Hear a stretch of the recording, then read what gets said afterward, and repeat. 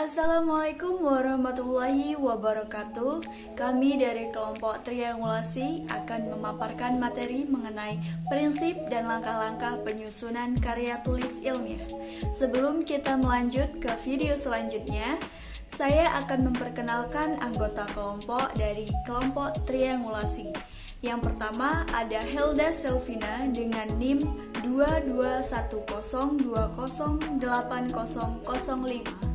Dan yang kedua ada Milda Saputri dengan NIM 22108006.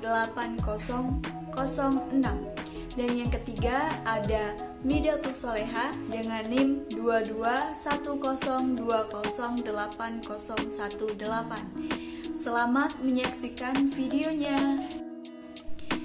Pengertian karya tulis ilmiah. Karya tulis ilmiah memiliki beberapa unsur.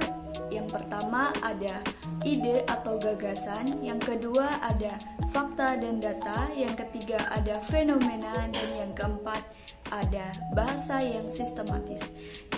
Dari unsur-unsur tersebut, kita bisa mendefinisikan karya tulis ilmiah sebagai sebuah ide atau gagasan yang berdasarkan fenomena yang sesuai dengan fakta dan data yang disusun dengan bahasa yang sistematis untuk memecahkan suatu masalah sehingga didapatkan hasil yang rasional, objektif, dan valid. Adapun prinsip-prinsip penulisan karya tulis ilmiah. Yang pertama yaitu pemilihan topik. Dalam pemilihan topik ini mencakup masalah yang akan diangkat dalam penulisan karya tulis ilmiah. Ada beberapa aspek yang harus diperhatikan dalam pemilihan topik, yaitu area topik dan keterbatasan dalam memilih topik. Prinsip yang kedua yaitu pengumpulan informasi. Untuk mendapatkan data yang lebih akurat dan konsisten, maka harus melalui pengujian validitas dan rehabilitas. Nah, dalam pengumpulan informasi ini ada prinsip dasar yang harus diperhatikan. Yang pertama yaitu evaluasi instrumen, yang kedua ada evaluasi terhadap sumber, dan yang terakhir ada pembuatan catatan. Prinsip selanjutnya yaitu penulisan naskah. Dalam penulisan naskah ini mencakup beberapa hal seperti persiapan naskah pertama, koreksi naskah, persiapan format, editing akhir, dan koreksi akhir. Jenis-jenis karya tulis ilmiah. Yang pertama ada artikel. Artikel adalah tulisan yang berisi pendapat subjektif tentang suatu masalah atau peristiwa.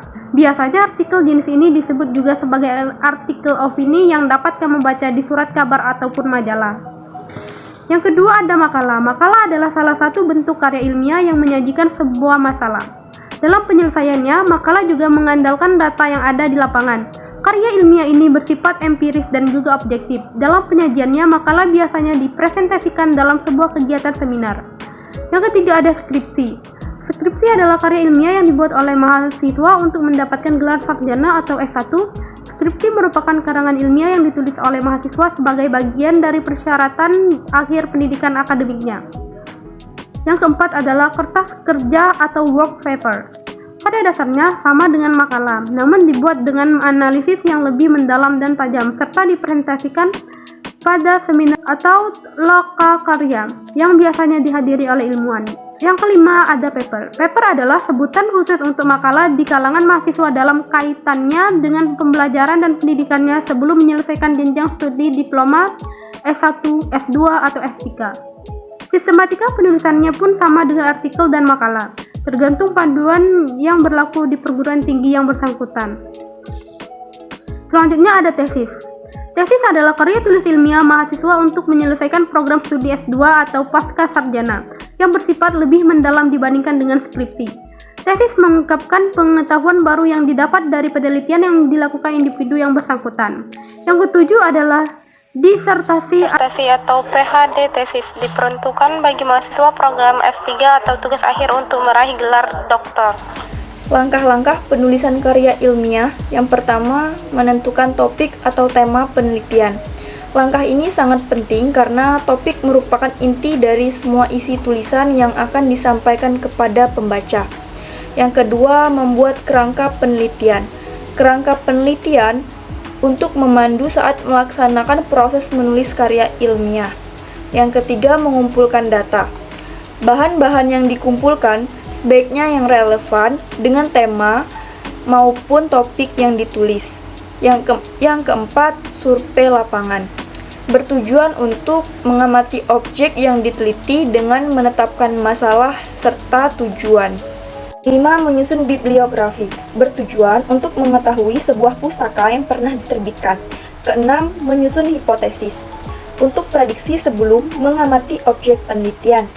Ketujuh, menyusun rancangan penelitian.